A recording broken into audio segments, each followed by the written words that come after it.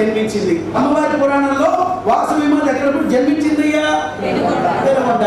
మరి అయితే మన హిందూ ధర్మం ప్రకారంగా ఏ స్త్రీ అయినా ప్రథమ కాన్పు పుట్టింట్లో చేయాలి, రెండవ కాన్పు కూడా పుట్టింట్లోనే చేయాలి. ఒకవేళ మూడో బిడ్డ కావాలి అనుకుంటే అత్తగారింట్లో కాన్పు చేస్తారు. మరి ఈ ప్రకారంగా కుసుమాంబ పుట్టినిల్లు ఏ ఊరు?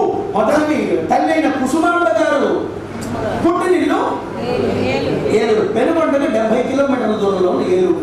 మరి వాసవి మాత ఇప్పుడు ఇక్కడ పుట్టిందా అక్కడ పుట్టిందా అని చాలా మందికి ఒక సందేహం ఉంటుంది. కానీ పెనుగొండలోని వాసవి మాత జన్మించింది. అది ఎలా ఉందో ఇప్పుడు మనం తెలుసుకుందాం.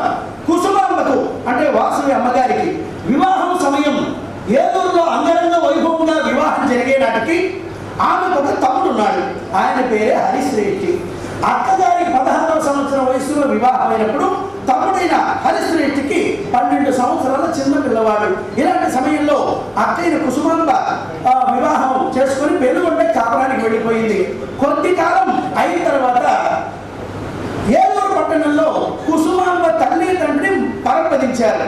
చిన్నవాడు పసివాడు ఒక్కడు. ఆ తమ్ముడు ఎవరు? హరిశ్రేష్ఠి ఆ ఏలూరులో ఏముంటాడని ఆ అక్కగారిన కుసుమాంబ తమ్ముడిని తన పెనుగొండకి తీసుకొచ్చి తన ఇంట్లోనే పెంచి పెద్ద చేసి విద్యలు నేర్పించి వివాహం కూడా జరిపించింది. సుబ్బలక్ష్మి అనే కన్యతో వివాహం జరిపించింది. ఆ హరిశ్రేష్ఠిని కుసుమశ్రేష్ఠి గారికి ఆస్థాన మంత్రిగా ఏర్పాటు చేసింది. కుసుమశ్రేష్ఠి గారికి మంత్రి ఎవరయ్యా?